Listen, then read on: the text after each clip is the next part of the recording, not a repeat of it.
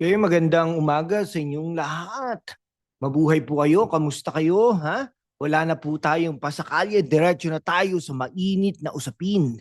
Ako si #WalkWithLaan at ito ang Pinoy Pulse Check, #WalkWithLaan, kung saan ginigisa natin ang mga isyong nagpapainit sa politika ng Pilipinas. Ngayon, pag-uusapan natin ang laman ni Senador Rodante Marcoleta, ang bagong bituin ng Senado na talagang ginisa ang House of Representatives sa impeachment case ni Vice President Sara Duterte. Pero tapos na ba talaga ang laban o may round 2 pa?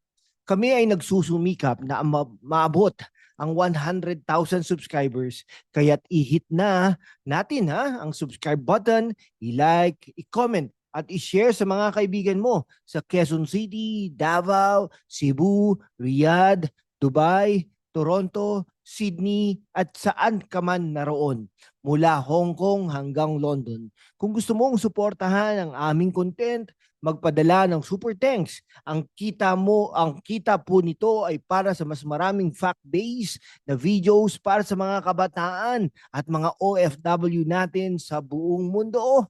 Let's dive in. Noong August 6, 2025, naglaban sa Senado si Senador Marcoleta at Senate Minority Leader Tito Soto sa isang mainit na debate tungkol sa impeachment ni VP Sara Duterte. Ano ang nangyari? Ginisa ni Marcoleta ang Kongreso at nanalo ang kanyang motion to archive, ha? Pero bakit nga ba ito kontrobersyal? At bakit may mga nagsasabing napahiya na naman ang House? Halina't alamin natin ang buong kwento sa paraang diretso, matalino at may halong ngiti. Mga kaibigan, simulan natin sa eksena noong August 6, 2025. Si Senador Rodante Marcoleta, dating congressman ng Sagip Party List at ngayon ay senador at chair ng Blue Ribbon Committee, ay humarap sa Senado at binuwag ang impeachment case ni VP Sara Duterte. Anong kanyang armas? Isang matibay na argumento batay sa desisyon ng Supreme Court noong July 25, 2025 na nagsabing unconstitutional ang impeachment complaint dahil lumabag ito sa one-year bar rule ng konstitusyon at sa due process. Pero hindi lang yun, ha? Sinabi rin ni Marcoleta na may mga pagkukulang ang House of Representatives. Hindi nila isinama ang impeachment sa order of business. Hindi ito ni-refer sa Committee on Justice at mali-mali pa ang mga petsa sa dokumento. Parang sinabi niya, mga kapatid, kung maghahanda kayo ng impeachment, siguraduhin luto ang ulam, hindi yung hilaw na steak. Raw steak, sabi nga niya, sobrang witty, di ba? Napakatalino. Okay, pero teka, bakit nga ba big deal ang one-year bar rule sa ilalim ng Article 11, Section 3, Paragraph 5 ng Konstitusyon? Hindi pwedeng maghain ng higit sa isang impeachment complaint laban sa isang opisyal sa loob ng isang taon. Noong December 2024, 3 reklamo na ang na-file laban kay VP Sara at itong ikaapat na inaprubahan ng House noong February 2025 ay labag daw sa panuntunan. Ito, kaya naman sabi ng Supreme Court, void ab initio o sa madaling salita, parang hindi kailanman umiksis ang kaso. Okay, si Marcoleta, bilang abogado, alam na alam niya, kaya naman nang magbungkahi siya ng motion to dismiss, malinaw ang kanyang punto. Kung unconstitutional ang batayan, bakit pa natin pag-aaksayahan ng oras? Pero heto ang plot twist, sa payo ni Senator Alan Cayetano, pinalitan niya ng dismiss ng archive. Bakit? Para mas maingat at magbigay daan sa posibilidad na muling buhayin ang kaso kung sakaling magbago ang desisyon ng Supreme Court. Strategic, di ba? So ano sa tingin ninyo, mga kababayan? Tama ba ang galaw ni Marcoleta? I-comment nyo sa baba at i-share sa mga kaibigan nyo sa Dubai, Singapore o kahit sa New York. Huwag kalimutan mag-super thanks para suportahan ang aming research para sa inyo. Okay, pero syempre hindi naman magpapatalo ang Senate Minority Leader na si Tito Soto. Matapos ang matalas na privilege speech ni Marcoleta, agad siyang sumalungat at naghain ng motion to table. Ibig sabihin, ipagpaliban muna ang botohan sa motion ni Marcoleta hanggat hindi pa final ang desisyon ng Supreme Court. Bakit? Dahil August 4, naghain ng House ng motion for reconsideration sa Supreme Court na humihiling na baliktarin ang desisyon nito. Si Soto kasama sina Senators Rizon Tiveros, Bam Aquino at Francis Pangilinan ay nagsabing masyadong maaga para i-archive ang kaso. Sabi ni Soto, huwag tayong magmadali. May kasabihan nga, ang naglalakad ng matulin kung matinik ay malalim. Ouch! Sinalungat niya ang argumento ni Marcoleta na halos imposible nang baliktarin ang unanimous 13-0-2 na desisyon ng Supreme Court. At binanggit pa nga niya ang kaso tulad ng Labugal, Ramos at Lily Lopez versus Lolito Lopez kung saan nagbago ang isip ng Korte Suprema. Pero heto ang sagot ni Marcoleta kay Soto. Kuya Tito, bilang abogado, alam ko na kapag unanimous at immediately executory ang desisyon. Sarado na ang pinto at bintana. Boom! Sinabi rin niya na hindi pa nangyari sa kasaysayan ng Supreme Court na binago ang ganitong klaseng desisyon. Pero si Tiveros hindi rin nagpatalo. Binanggit niya ang dalawang kaso noong 2015 at 2016 kung saan nagbago talaga ang Supreme Court ng unanimous decision. Savage naman. Kaya naman, mga kaibigan, ang laban na ito ay parang chess match.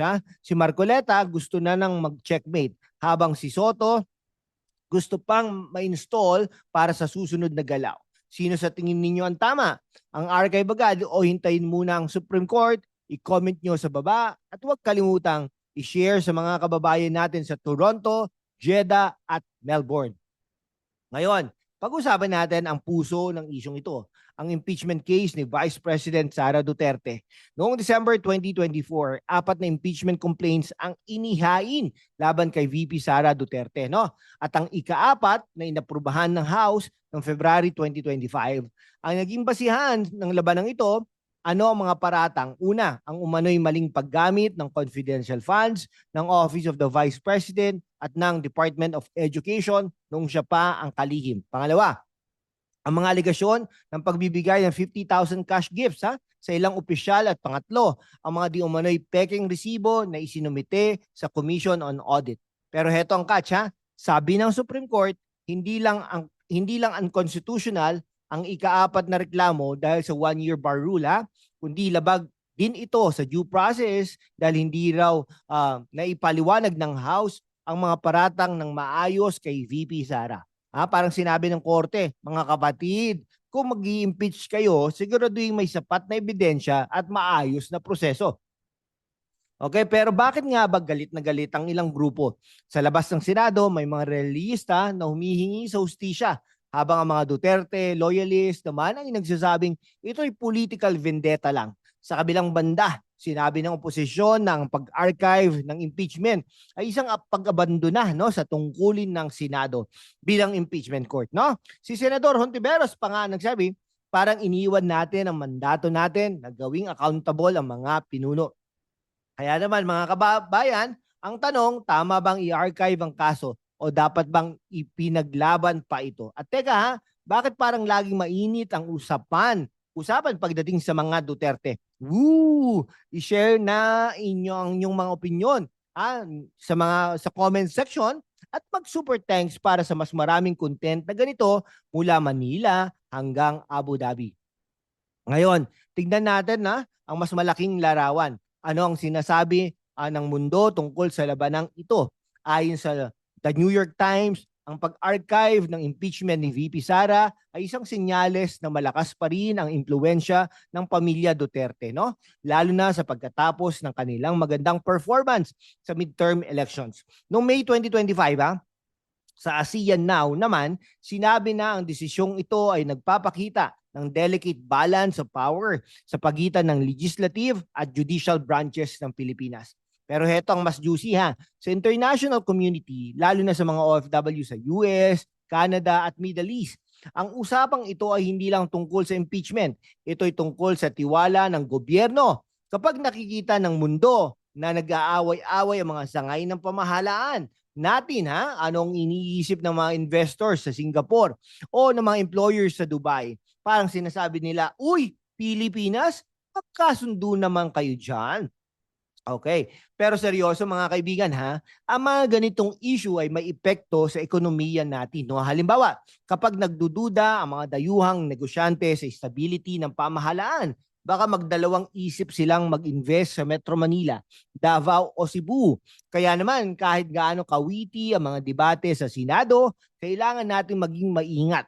Ano sa tingin ninyo? Paano natin maipapakita sa mundo na kaya natin maging united? I-comment nyo ha at i-share sa mga kababayan natin sa Vancouver, Melbourne at Doha. Okay. At iyon ha mga kababayan, ang buong kwento ng laban ni Senador Marcoleta. No? Talagang deserving niya na maging senador, no? Ito ay laban sa impeachment ni VP Sara Duterte, no? Mula sa kanyang matalas na argumento hanggang sa kontra kay Tito Soto, marami nga nagko-comment. Balik na lang daw sa Itbulaga. Malinaw na ang politikang Pilipino ay puno ng drama, diskarte at diskusyon. Pero ang mahalaga, ano ang natutunan natin? Una, ang rule of law ay dapat sundin tulad ng sinasabi ng Supreme Court. Pangalawa, ang Senado ay hindi lang tungkol sa debate, tungkol din ito sa accountability. At pangatlo, kahit gaano kakahited ang laban, kailangan nating magtulungan para sa ikabubuti ng bayan. Kaya't mga kababayan mula sa Quezon City hanggang Los Angeles, mula Riyadh hanggang Tokyo, i-hit nyo na ang subscribe button. I-like at i-share ang video na ito. Layunin natin ang 100,000 subscribers para mas marami pang kabataan at OFW ang ma-inform natin.